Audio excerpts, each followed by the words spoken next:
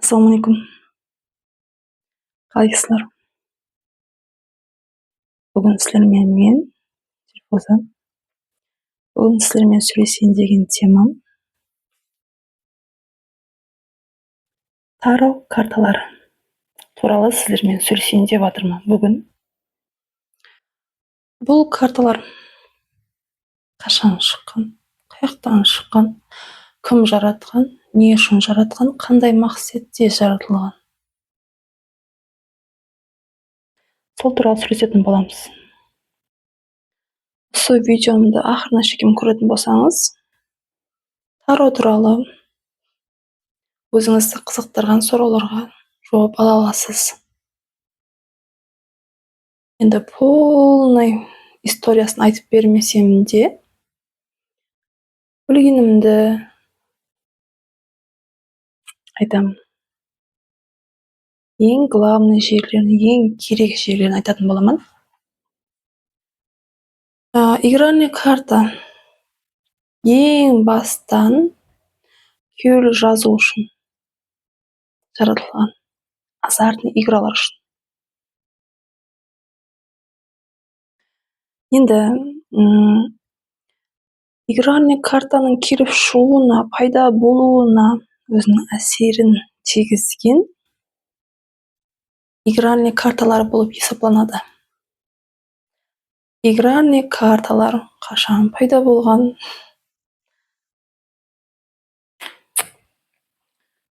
Игральный карта. Қазір көп адам пайдаланады бұл картадан. Кең тараған игральный карталар. Игральный карталар 14-ші ғасырдың екінші жартысында пайда болған делінеді. Бірақ бұл анық факт емес. Ешкім анық уақытын білмейді. Примерно осындай болуы мүмкін, сондай болуы мүмкін делінеді.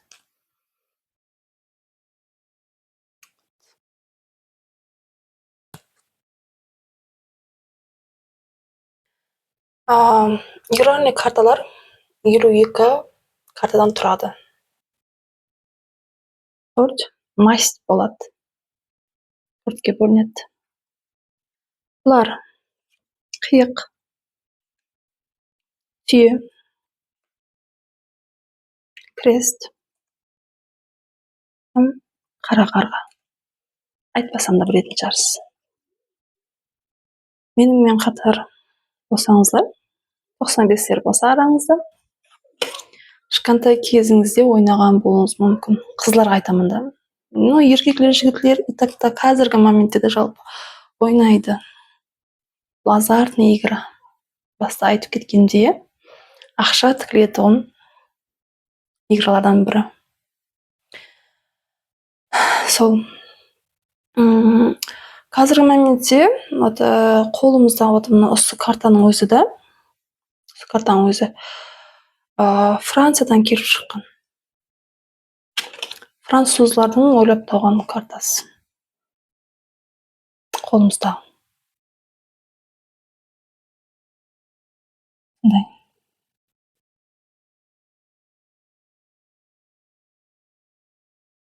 Енді қарашы, қара һәм қызыл.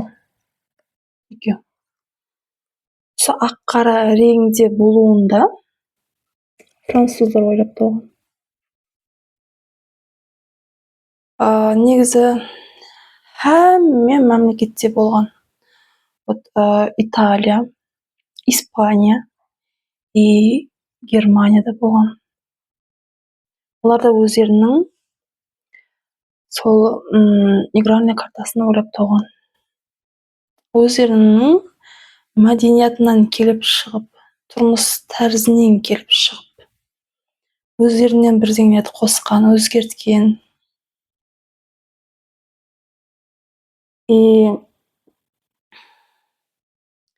Баста мұндай қара, қызыл реңде болмаған игральный карталар.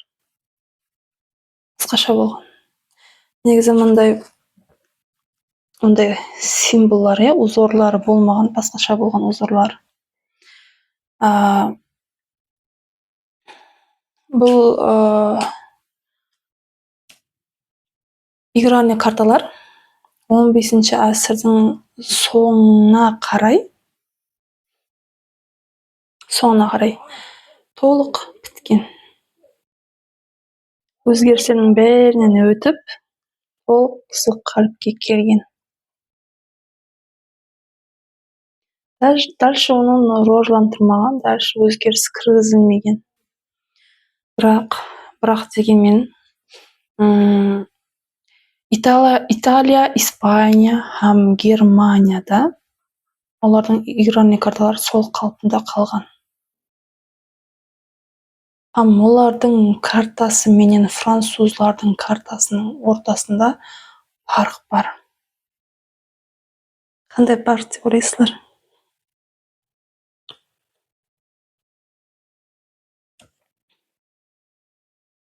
Не осы фарқ? Дама, королева. Қараңызшы, Италия, Испания, Германияда солардың картасында, игральный колодасында дама жоқ. Оларда паж бар, рицарь, балет бар, король бар, 3 еркек бар. Әйел адам жоқ.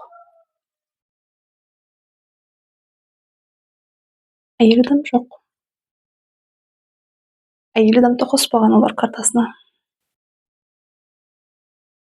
Кім қосқан? Француздар қосқан. Олар жаңа айтқанда Италия, Испания, Германияда паж бар. Паж, бала бар. Және рицарь бар. Балет бар, е? Сол пажды алып тастаған. Рицарь мен корольді қалдырған, паждың орнына даманы кіргізген. Дама. Әйел адамды кіргізген. Енді қолымызда қазіргі карталар, сол Францияның шығарған карталары. Қызыл қара реңде, ішінде дамасы бар. Әйел адамның бейнесі салынған карта бар. Королева бар. Қазір кең тараған, көп елдер, көп адам пайдаланатын карта осы французлардың шығарған варианты. Француздардың колодасы. Осы колодамен пайдаланады көп адам.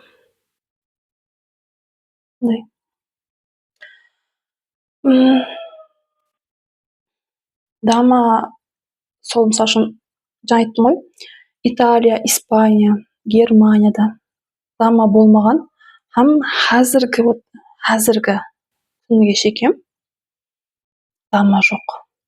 Неге шекем қоспаған? Сол қалпында қалған.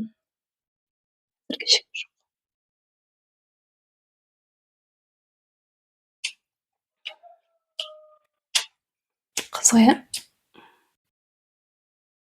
Әйел адам қосылмаған. Енді жалпы игральный картаның түрлері көп. Қазірге шекем мына қалпынан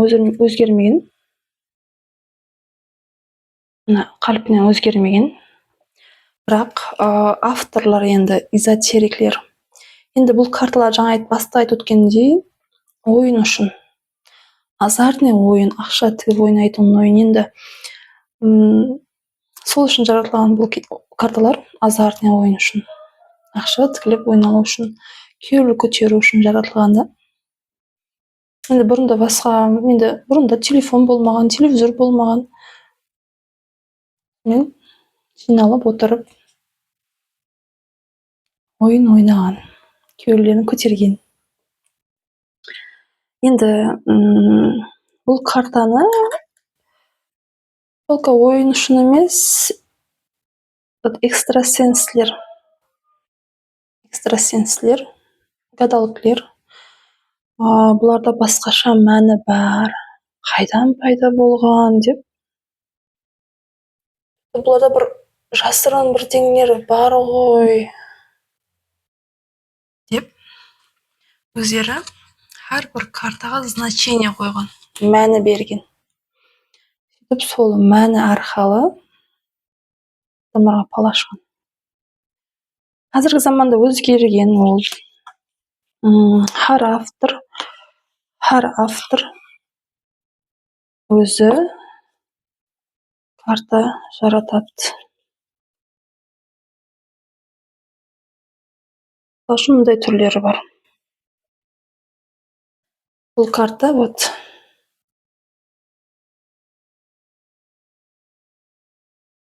красный, черный бриллиант. Картаның аты. Суретлеріменен түсінікті болу үшін. 4 қиық.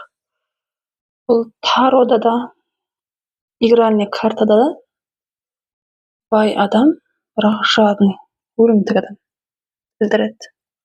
Байлық, ақша. Сол. Астына вот мәнілер жазылған орысша. Үйреншілер үшін де болады. Профессионал көптен бері осы карталармен палашатын ашында болады. Қараңызшы, қандай суретлермен. Уже астындағы сөзін оқудың да керегі жоқ. Суретіне қарап уже біле бересің.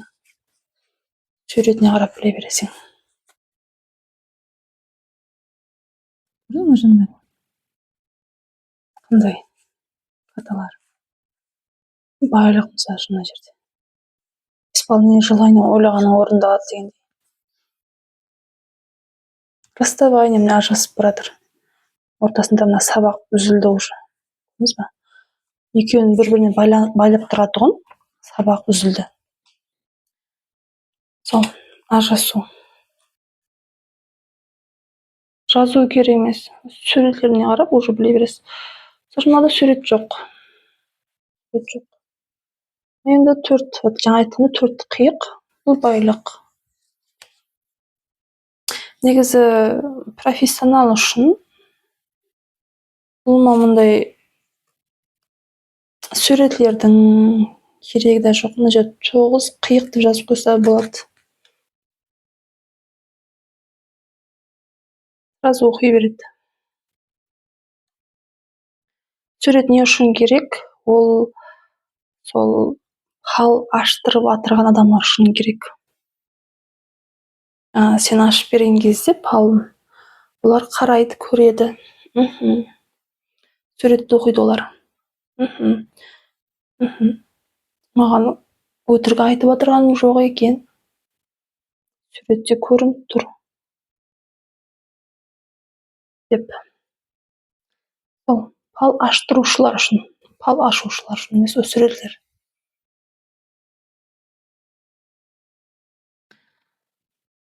Енді сол игральный картаның тағы да жаңа айтқандай, әр автор, әр палкер, эзотерик, экстрасенс өзіне маслап, или өзі қандайдыр тағы сол картаға қараған кезде бірдеңе сезінсе, соны қосатын болған.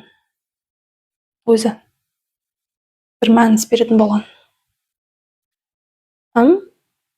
Сондай бір авторлардан біреуі бар. Сол автор әйел Ленорман деген карта шығарған. Сіз жаңа көрсеттім ғой өте, игральный картадан өзі мәні беріп, осындай Ленорман деген карта шығарған. Ол әйел адамға көп танық адамдар, жоғарыда отыратын адамдар палаштырған. Ашқан палларының бәрі тура келген, дұрыс келген, 100%.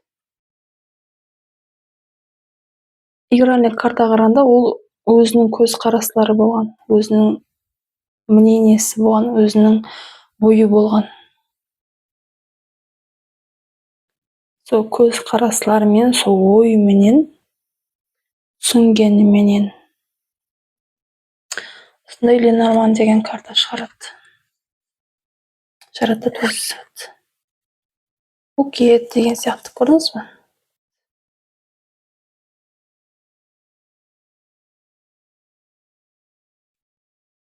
Жаңа сіздер көрсеткен игральный карта.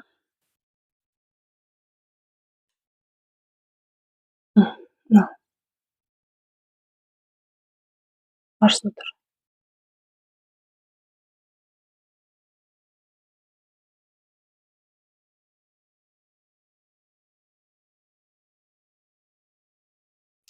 Сіздер де өздеріңіз, мысалы үшін, сол игральный картаны үйренсеңіздер, өздеріңіз қарап, түсініп, или сіздерге сезінгендей вариантта өздеріңіз игральный карта ойлап тапсаңыз болады. Өздеріңіздің авторлығыңызбен карта шығарсаңыз болады. Негізі карталар, карта, құмалақ, бәрі бұлар инструмент. Бұлар сөйлесу құралы. Сол көрінбейтін күшлерменен, мысалы үшін аруақларменен. Менде бұлар аталарымның һәм апаларымның аруақлары. Солардан сұраймын мен. Солардың дауысын енді естіпейсің ғой. Бірақ олар сенімен сөйлесу керек. Мен олармен сөйлесуім керек. Мен оларға сұрау беремін. Олар маған ответ қайтарады.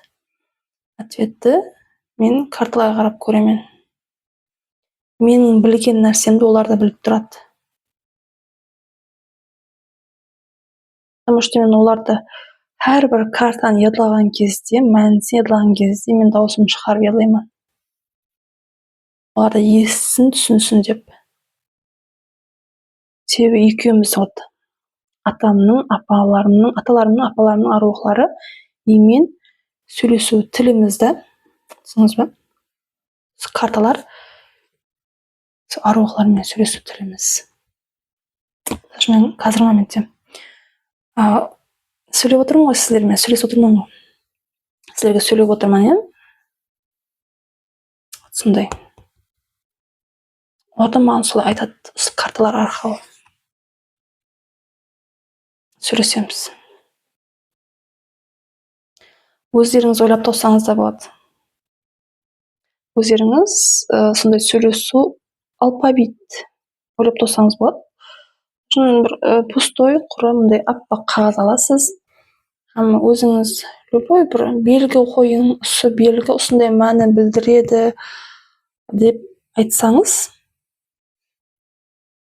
кейін соны карта қылып, бірнеше сондай нелерді белгілеп, өзіңіз карта жаратып, сол карталар арқылы сөйлессеңіз болады, өзіңіз жаратқан картамен.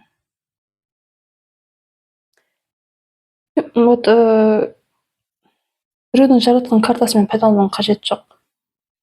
Өздеріңіз жаратсаңыз да болады. Бірақ өзің жаратып жүргенше, ойланып, ізленіп, қарап жүргенше, тайын вариант ғой, тайыр. Сен просто аласың да ялай қоясың. Сөйлесе бересің сразу. Сондай. Жаңа айттым ғой, мына картаның өзін жаңа бір әйел жаратқан. Мына картаға қараған кезде, дама қараған кезде өзі, мысалы, мындай жыланлар представлять қылып, ойына келтіріп, сондай ситуация, жаман ситуацияларды бір көз алдына келтіріп, соны қосқанда болған. Өзінің ойында қосқан. Дұрыс па? Мысалы, сіздер де сондай қоссаңыз болады. Мысалы, осы картаны алып, өздеріңіз мына картаға қараған кезде не түсінесіз? Тағы қандай бірдеңелерді қосқыңыз келеді? Қазіргі заманда, мысалы, қандай ситуациялар болады? Соларды қоссаңыз болады. Сонымен таза бір карта шығады.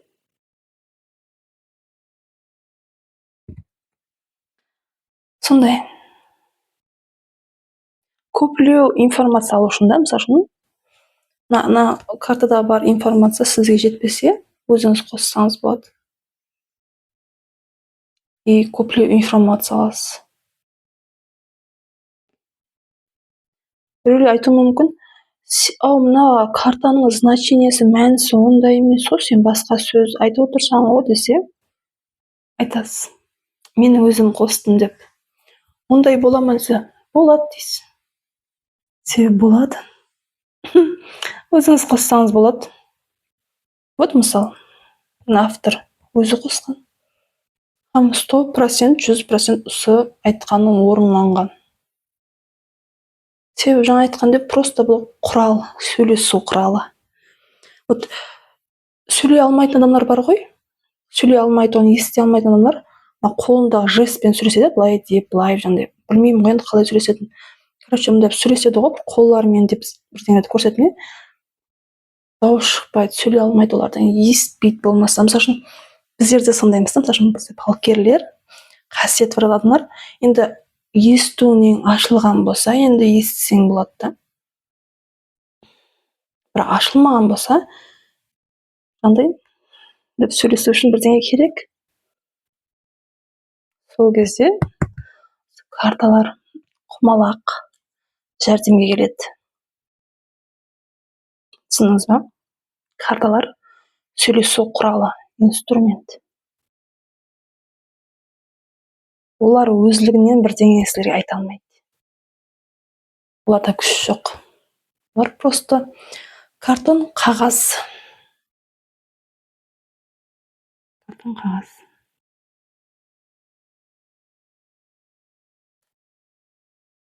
Түсіндіре алдым деген үміттемін. Енді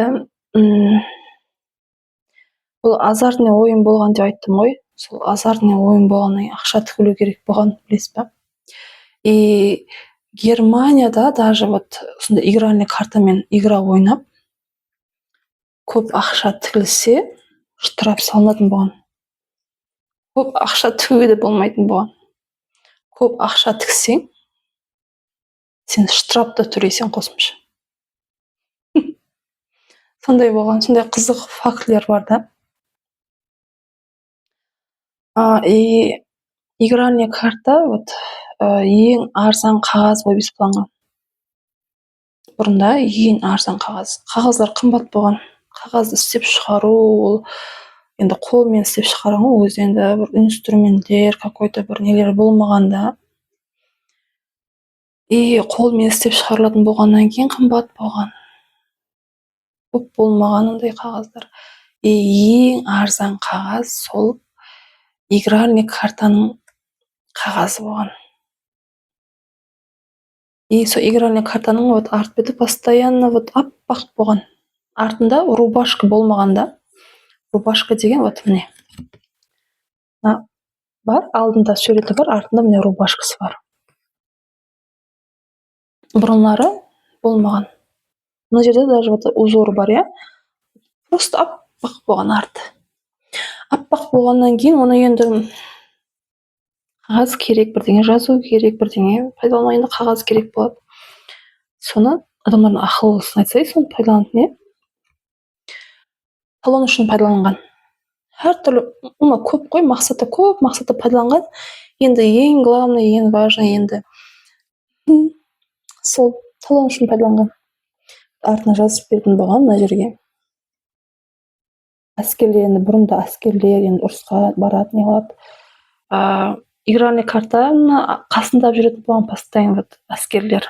Потому что енді қолы босап қалған кезде, бір кішкене демалып отырып қалған кезде, күйеулерін көтеру үшін игра ойнайтын болған. Игральный карта вот көріп тұрсыз ғой, өзі коробкасы кішкентай ғана.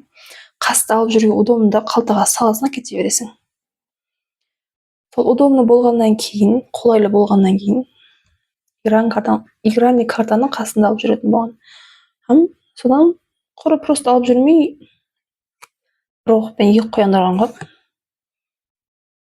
Талонын қылып барады да, береді. Ауқат алады. Ауқат алу үшін талонлар. Тағы бір несі бар. Енді ол прям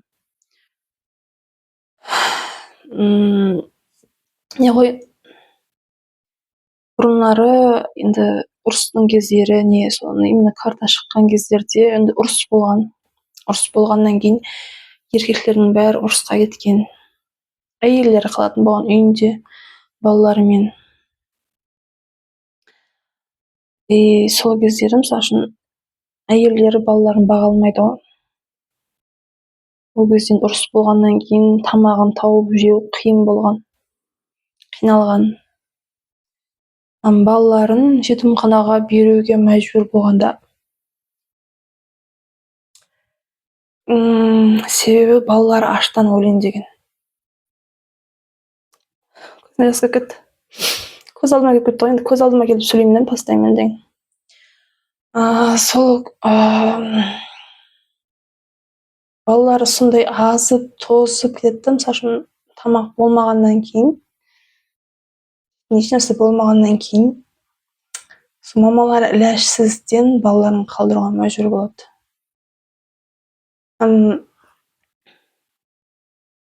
Сондай картадан пайдаланатын болған. Жаңа айтқандай арт беті аппақ болғаннан кейін, сондай картадан пайдаланатын болғанда, өзің де стильфус.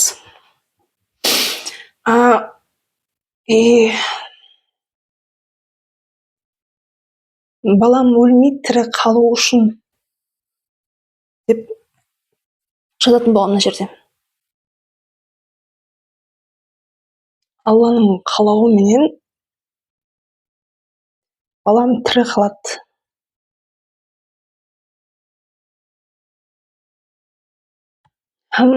Атын, жасын жазып кеткен баланың. Мысалы үшін сол енді ұрысып кетіп, басы жаңағыдай күйеуі үйіне келетін болса, өздерін кішкене тікілеп, нанын тауып жей алатын жағдайға келген кезде алып кетемін деп картасын мындай жартысынан бөліп, жартысын қалдыратын болған, жартысын өзінде алып қалыпты. Кейін уақыт өткеннен кейін сол жартысын, сол картаның жартысын әкеліп, жарты картамен екеуін біріктіреді, өзінің баласы екенін біледі, алады да кетеді сөйтіп. Мына жердегі жаңағы жетімханаларым сол біледі да, сол әкеп құрастырады. Сол үшін жартысын алып кететін болған өзімен. Былай қияды, или вот любой бір форма беріп бөтер, бір бөлегін алып кететін болған өзімен бірге.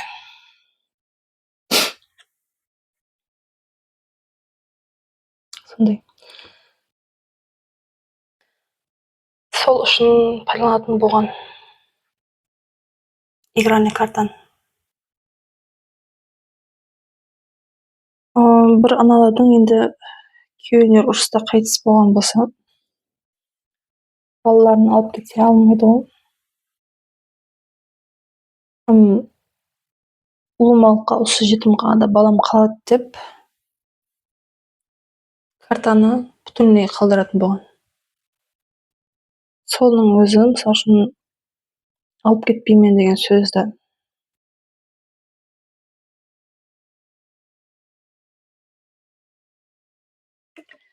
Сол үшін пайдаланатын болған.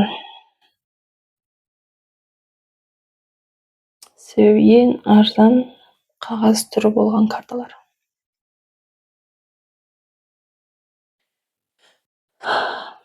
Енді қашаннан бастап, қайсы әсірден бастап игральный карталар пал ашу үшін пайдаланғанын білесіздер ме?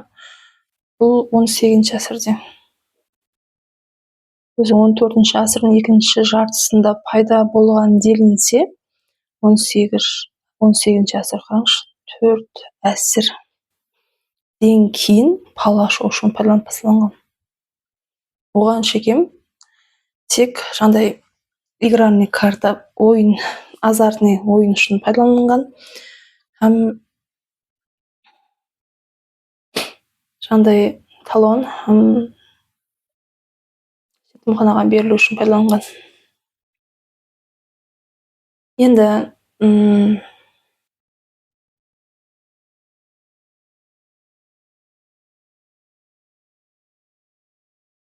таро карта да сондай.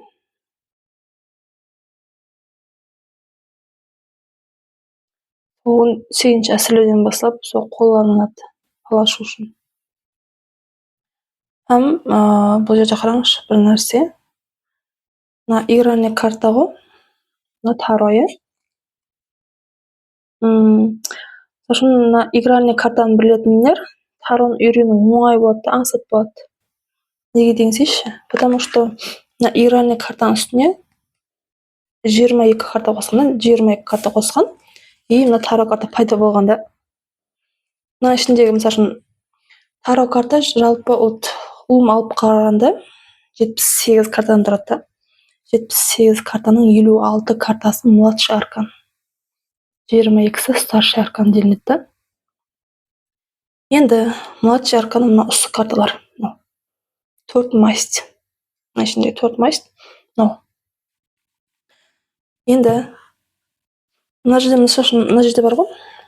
Қазір 52 карта, я? 52 карта. Соған жаңа мысалы мына тарода пажды қосқанда, бұл жерден пажды қосқан, сонымен 56 карта болады. Мына 52, пажды қосқаннан кейін 56 младший арканлар. Мына младший аркан. Соған 22 картаны қосып, мынау пайда болған, таро пайда болғанда.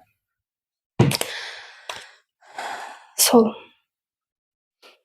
тарода 22 старший аркан, һәм 56 младший аркан. Игральный карта.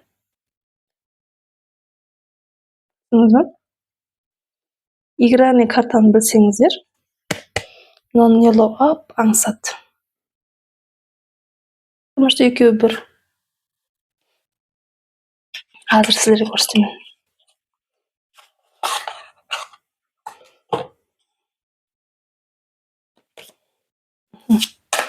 Неге, мынау? Сол 22 старший арканның біреуі. Карта умеренность. Енді мыналар мысалы младший аркан, король. Паж, жаңа айттым, паж, е, қосылған деп. Сол. Қазір не рыцарь, жезл, көрдіңіз бе?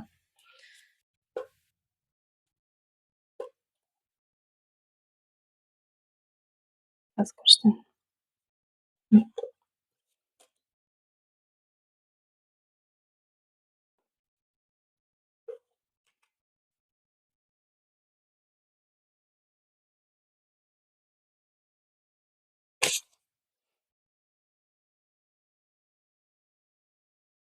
Окей. Жаңа младший арканлар, төртеу. Меч, қылыш, жезл, ағаш. И пентакль, ақша. Кубок, сезім, чаша. Стакан десең де болады. Енді сол енді игральный картада көрсетемін, солар қайсы бір екен.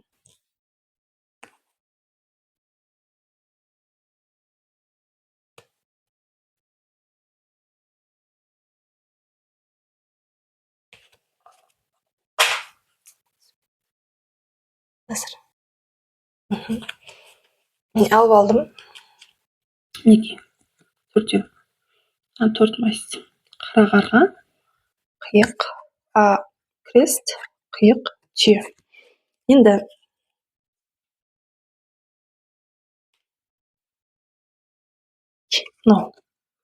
мына карта, түйе, не? Кубок. Көрдіңіз бе? Түйе, кубок. Көрдіңіз бе? Алты түйе, ол сезім туралы. Сезім, мұхаббат туралы. Сол. Ярлау аңсат болады. Мына картаны, игральный картаны білетіндер, бұрыннан ашып жүрген болсаңыздар, игральный картамен палаш жүрген болсаңыздар, тароны үйрену аңсат болады. Не? Көрдіңіз ғой, енді міне қиық. Қиық. Бұл ақшаға байланысты карта ғой. Ақшаға байланысты. Не? Паж. Пентакль, ақша. Көрдіңіз бе, міне паж, бұл қиық. Аңсат. Енді міне крест. ағаш. Жазылы, көрдіңіз бе? Жұмысқа байланысты карта бұлар. Жұмысқа, действие, әрекетке байланысты карталар. Әрекетке байланысты. Әрекет жасап жатыр. Көрдіңіз бе? Прям активный, ярко, прям жанып, көздері жанып, и потом.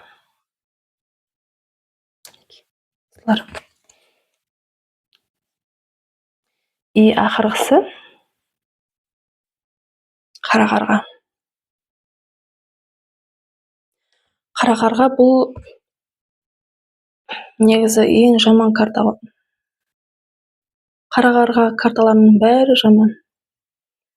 Жаман қандай вот осы өмірде қандай жаманлық болады, соның бәрі осының ішінде. Өлім, ауру, сықтау, ұрыс жанжал, басқа да басқа. Бәрі осы. Қаныш вот, иә? Неге вот міне қылыш деп берілген, меч? Потому что бұл суық оружие, құрал, суық. Бұл қылышпен адамды өлтіре саласың, проблеманың бәрі осымен келеді. Көрдіңіз бе? Авансат. Младший на 4 масть. Да, 4 масть.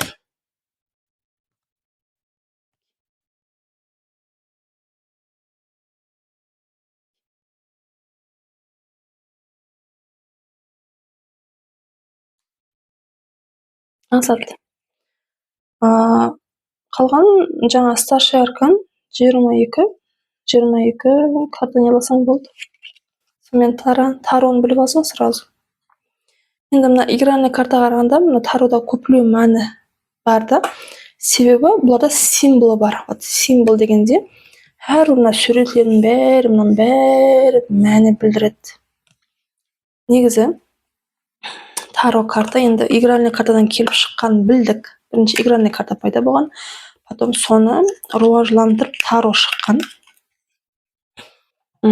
Таро сол баста сол 22 картасы триумф деп аталғанда, и потом оны өзгергеннен кейін таро деп ат қойылған. Руажланған ғой бара-бара әркім, әр мемлекетте адам сондай өздеріне масластырып, өздері қалегенде өзгерте берген.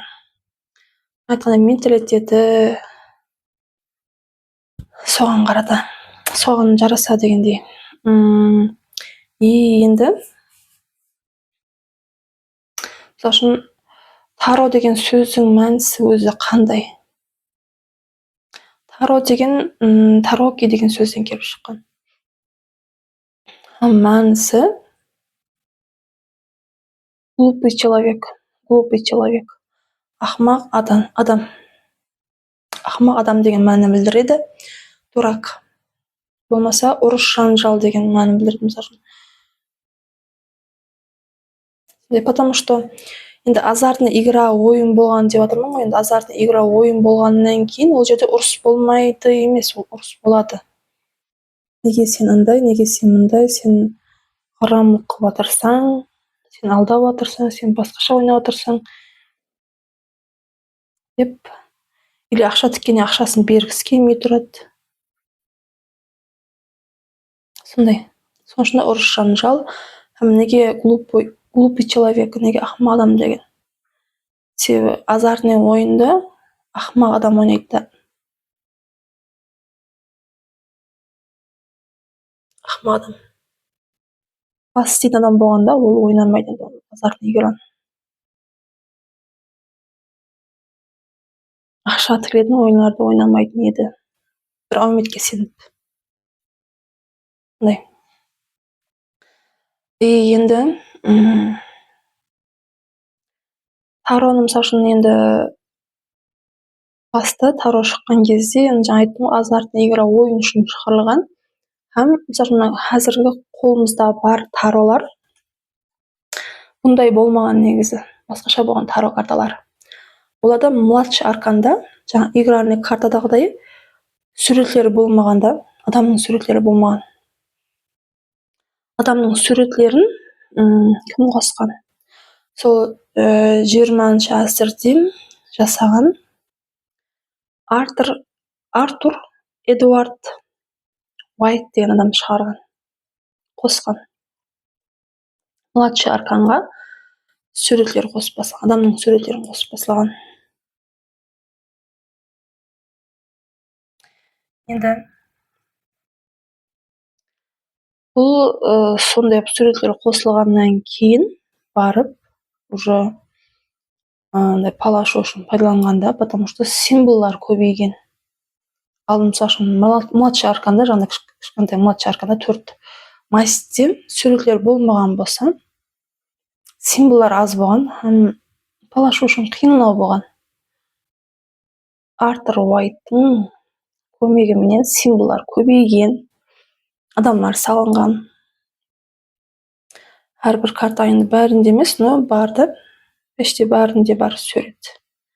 Оның суреті сонымен ажыралып тұрады, оның колодасы.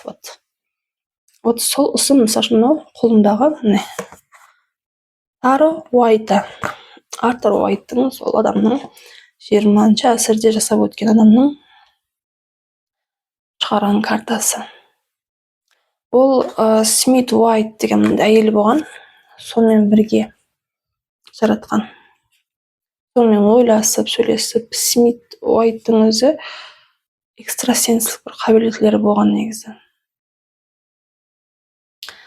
Ең бірінші тарода палаш басылған адам кім деп ойлайсыздар?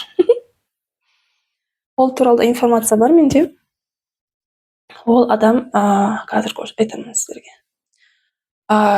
Ол адам, Франция бар ғой, Францияда Париж деген қаласында сатушы болып жұмыс істеген. Сатушы болғанда, сатушыларын білесіз ғой, тілі қандай майлы болады. Көп адамды көреді, ақ пен қараны ажыраталады. Көп нәрсені көрген өмірде, көп адамды көрген адам ажыраталады, ақ қаран.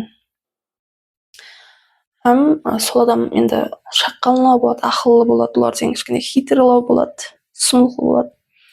Сол Париж қаласында сатушы болып істеген Алет деген адам болады. Сол ең бірінші жаңағыдай таро, игральный карта болған ғой ол кезде. Сол менен палаш басылған. Өзіне жаңағыдай кличка дейді ғой, ат қойып алғанда, енді эзотерика енді сондай несіне кіргеннен кейін өзіне бір ерекше ат қойып алғанда, ол ат Этейла деген, Алет деген Этейла деп ат қойғанда өзіне. Сөйтіп, болашақты болжау бойынша ең күшлі адам деген аттаған өзіне. Атаққа ие болған. Прям хамме баратын болған соны палаштыруға. Басқалары басқаны игральный картамен, тағы бір карталармен, или басқа бір тас пенен, или көзімен көріп тұрман деп, көріп келмен деп, атыңды айтсаң болды, мен бәрін көремен, сұрау беру шарт емес, болашағын көріп беремен дейтіндер бар. Соланы ажалып тұрғанда,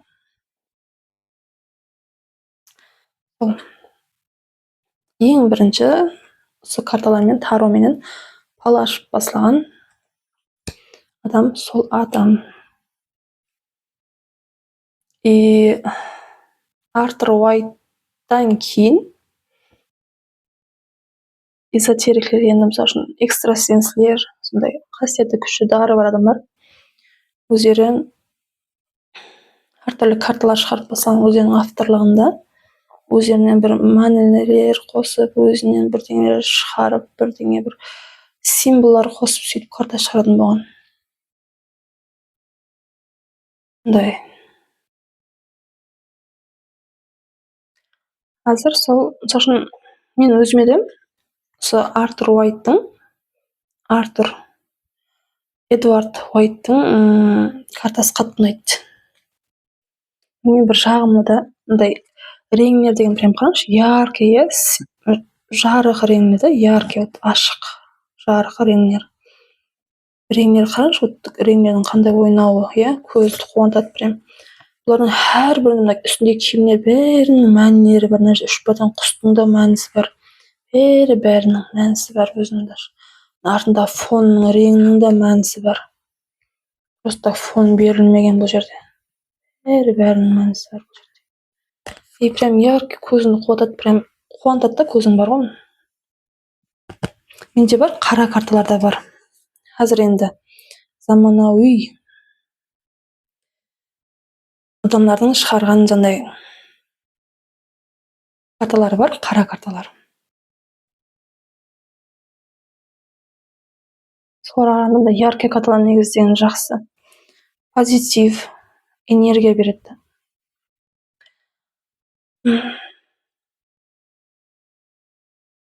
Сондай.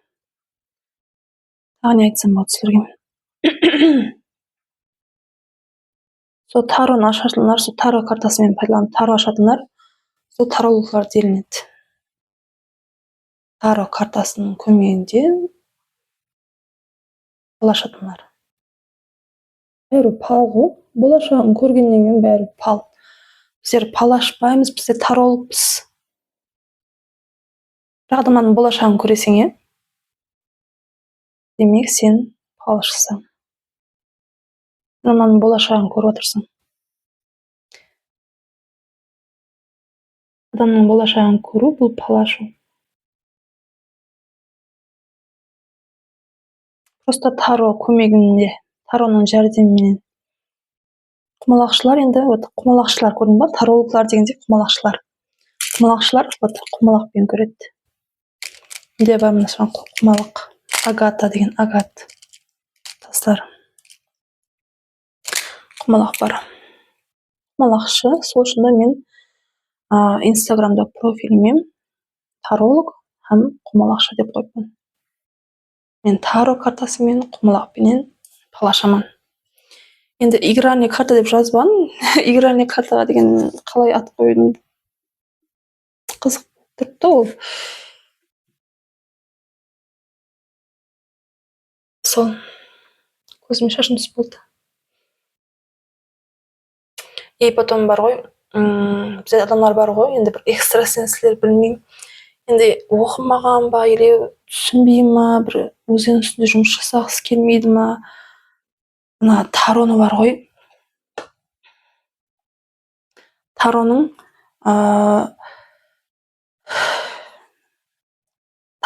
сверхъестественный силасы бар деп, күші бар деп сөйлейді да. Тароның өзі біздерге ответ береді дейді да. Күлкілі ғой. Күлкілі нәрсе де ол деген. Бұл просто апуай қағаз. Картон қағаз. Және қалынау картон қағаз. Басқа ешнәрсе емес. Бұл инструмент, бұл құрал. Сөйлесу құралы. Енді күші жоқ, силасы дар, күші жоқ, қасиет адамдар енді өздері білмеген халда енді жындармен істесіп қалуы мүмкін. Шәркіл дейді ғой көптер. Сол жындармен істесіп қалуы өзі білмеген халда, потому что не алады? Қызық оларға. Таро ашқан қызық, құмалақ ашқан қызық. Ашып көргісі келеді, ярлайды, оқиды. Но бірауда күш болмаса, болашағын көре алмайды. Кейінгі видеомда айтып беретін боламын, неге көре алмайды болашағын. Күші, қасиеті дары бар адам болмаса. Или просто как ойыншық ойнағандай ойнап отырады тароларменен. Күші болмаса, қасиеті болмаса, дары болмаса. Или шайтандар өзіне тартады. Шайтандар сондай адамдардың жанында жүретін болады.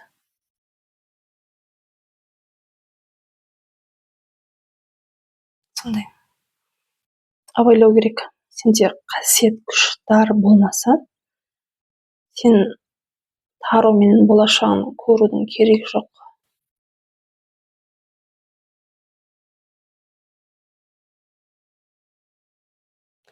Жындарменен өзің білмеген халда жұмыс жасап қоюы мүмкін.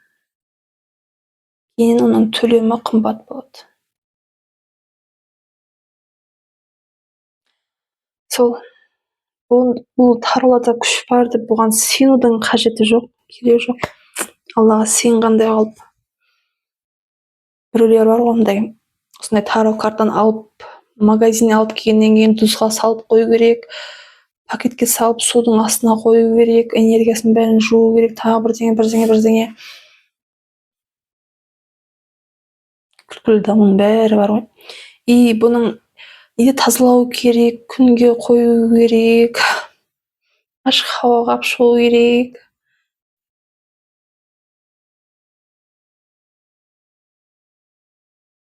Адамның үстіне күлу ғой бұл деген. Адамды мазақ қылу. Бұл просто қағаз. Енді қағаз болғаннан ызғарлануы мүмкін, сол үшін де күнге шығарсаң болады. Енді кішкене күйіп, кішкене деген бір ызғары кетіп дегендей жақсы шалу үшін, ызғарын кетіру үшін жақсы шалып тұрмын. Таза, потому что таза карта бұл деген, или ызғарланған жоқ, пайдаланған жоқпан қарық. Соның үшін жақсы шалып тұр. Ызғарланып, ызғар жерде енді ауада все равно влажность болады ғой, енді қыста әсіресе. Соның үшін күнге алып шығып, или батарейка қойып қойсаң болады. Жаздың күні күнге алып шықсаң болады. Картаның настройкасы, жаңағыдай настроениесі деген нәрсе де болмайды. Сенің настроениең болады. Сенің настроениең жоқ болса, сенде вот өзіңді әлсіз сезініп тұрған болсаң, сенде энергия болмаса, оқудың керегі жоқ. Потому что энергияң болмаса сенде, адамды сразу тек сұрауын оқып, тезірек кетіргің келеді. Тезірек соны оқып болсам, тезірек құтылсам, жатсам деген сияқты, демалсам деген сияқты сондай болады. Сол үшін энергияң жоқ кезде, қалеп тұрмасаң, іште бір кезде болады, прям ішің жанып деген соң қалеп тұрсаң, ашқың келіп, бірдеңе айтқың келіп, тароны шауғың келіп, біреудің сұрауын қарап бергің келіп тұрады. Ішің толып тасында энергияң деген жанып тұрасың. Сол кезде ашсаң болады. Сол кезде көплеу нәрсе айта алсаң, потому что деген өзіңді айтқың келіп, сөйлегің келіп тұрады. Деп ашасың. Себебі сен қалап тұрсаң да, қаламай тұрған кезде, тезірек құтылуға рет қалсаң. Сол палаштан адамдарда соған кішкене қараңдар, потому что палашатын құмалақшылар, тарологлар, бүгін настроением жоқ, бүгін аша алмаймын, энергиям жоқ, прям өзім жаман сезім тұрман десе, енді ақшасын төлеп қойпан ғой, ашып бер деп тұрмаңлар.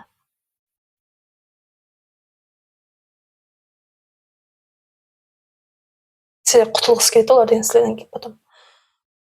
Энергиясы бар кезде, не алған кезде ашып тұрсаңыз да болады. Сол кезде сіздерге прям ашылып айтып береді да. Сол кезде плюсты аласыздар, минуста емес. Энергиясы жоқ кезде ол палкер, құмалақшының, тарологтың энергиясы жоқ кезде ашып тұрсаңдар, ол минуста қаласыздар, құтыласыз. Сондай. Тағы не айтсам болады, енді кухня. Тароны кухняда ашу керек дейді ғой. Өзі картонда, бұл қағаз ызғар жерде, мына влажный хауада ісінеді да, бұл ісініп тез тозып қалады. Кухняда постоянно шай қойылады, ауқат пісіріледі ол жерде, ол жерде хауасы постоянно влажный болады, ызғар болады. Картаң тез тозып қалады. Тағы суда ағызып қою керек, тағы бірдеңе. Бұлардың бәрі болмаған нәрсе. Ладно, алған картаң өзіңе ұнаса болды, өзіңе ұнайтын карта алу керек. Көрген кезде көзің қуанатын. Қандай сұлу деп, мысалы, өзіме рамкасы маған ұнайды деген. Ана жерден сары ғой, алтындай болып жылтырап тұрады да, көзге былай. Қарасаң, қызыл рең. Өзіме ұнайды, рубашкасы. Простойдай, бірақ негізі простой емес, былай көзбен живой қарасаң, көрсең бар ғой. Өзіме қатты ұнайды. Қарасаң, настроен көтеріледі, прям майда гүлдер, қараңызшы, қандай жағымды. Мен өзіме жағады. Соның үшін деп бұл карта, и потом қараңызшы, қандай яркий, ашық реңдер деген. Сұлу, и үлкен қолға деген алған кезде прям үлкен, қараңызшы. Шауған деген прям кайф қона деген. Әз етесің, ғашықпысың мен бар ғой. Сосын шауып, әз етесің бірақ. Соның өзі маған энергия береді. Көзің қуанады. Ашқан сайын ашқың келеді, деп қуанасың, энергияң көтеріледі. Сол картаң өзіңе ұнау керек. Ол арзан болсын, қымбат болсын, өзіңе ұнаса болды. Картаның қымбатлығы саған бір энергия бермеуі мүмкін. Бір карталар бар қымбат, бірақ энергия бермейді, наоборот, энергияңды алып болады. Жағымсыз бір ұстаған кезде өзіңе жақсы болды. Ең главный сол. Ең главный сол. Сенің энергияң, сенің настроениең. Сен картаны емес, сен өзің тазала, мына ойың тазала. Сол. Картаны қай жерде ашсаң да бола береді. Қай жерде ашсаң болады. Оның farqы жоқ қайда ашқан. Солар туралы айтқым келді сіздерге бүгін. Вот жаңа айтқандай, вот жаңа айтқандай, мысалы үшін Смит Уайт дедім ғой, енді Райдер Уайттың картасы, мынау Смит Уайттікі. Смит Уайттікі точно сол копия да, екеуі бірдей негізі, бірақ Смит Уайттікі бұл қара. Вот реңдері қара, темный болып келеді. Серый реңдері, қарашы, темный жалпы рең қара да. Қаралау, грязнылау болып келеді. Андай Райдер Уайттікінде яркий, ашық емес та, таза чистый рең емес та, грязнылау рең болып келеді. Кір болып қалғандай, шаң басып қалғандай, сондай рең болады. Бірақ осы Смит Уайттікі постоянно оригинал болып келеді. Бұған өзгеріс кіргізілмеген. Соны аламын постоянно. Өзгеріссіз да. Потому что қазіргі мысалы үшін оригинал деп тұрғанмен, классика деп тұрғанмен өзгеріс кіргізілген да көп карталарға, тароға. Мысалы үшін мынаның өзіне, мына бір классический жалпы, вот таро райттың өзіне өзгерістер кіргізілген да. Өзгеріс болғанда сол символдары басқаша болады, или болмаса реңдері басқаша болады. Сол реңнің өзі бір мәні береді да. Әрбір символның өзі, символның реңінің өзі бір мәні беретін болғаннан кейін оригиналы бар жақсылау еді. Оригиналымен үйренесің ғой сен деген мәнілерін. Соның үшін оригинал маған жақсы. Қазіргі ақыры жандай тарологтардың, жандай нелердің авторлардың шығарған емес, оригинал сол баста қалай шыққан, сондай вариант жақсы. Сол кезде мына Смит Уайттікі жақсы да. Ешқашан өзгертілмейді. Сынасаң болады. Үйреншік болсаң. Смит Уайттікі жақсы болады. Потому что мына қазіргі шығып мына классика деп тұрғанмен бәрі басқаша болады, ішілер бар ғой. Тағымдай түрі бар. Сіздерге көрсетемін. Винтажный түрі бар. Ода вообще реңдері өзгеріп кеткен. Мындай түрлері де бар. Корея істеп шығарып жатыр. Кореяның несі ғой, дизайн. И бұларда сонда ішілер өзгерген бар ғой, реңдері өзгерген.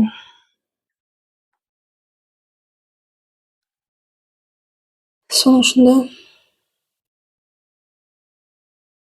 Смиттікі насаңыздар болады.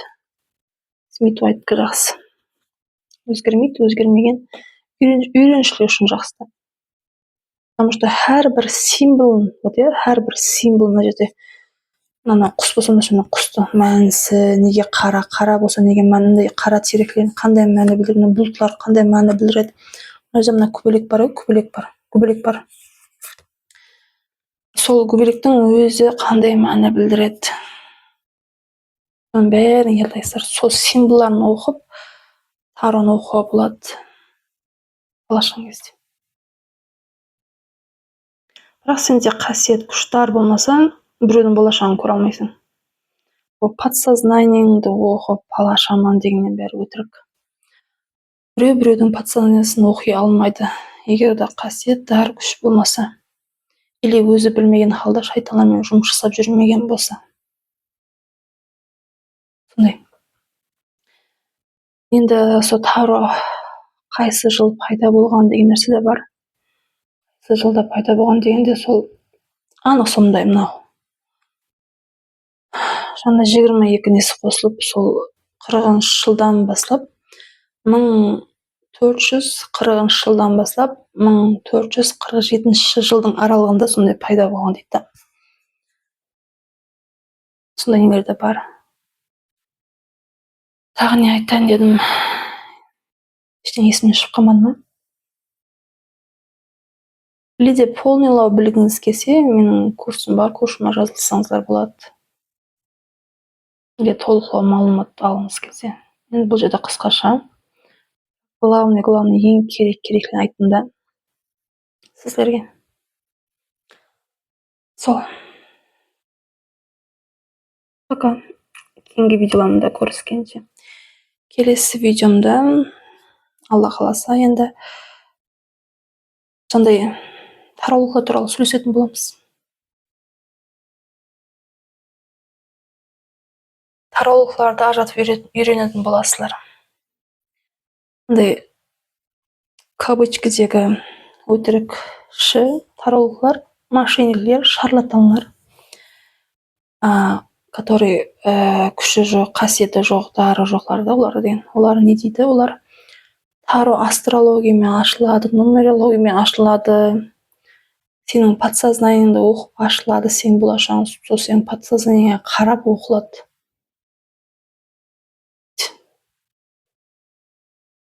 Бұның бәрі өтірік болмаған кеп. Құлағыңыздан теуіп отырып, құлағыңызға лап шалдырып отырған деген нәрсе ол.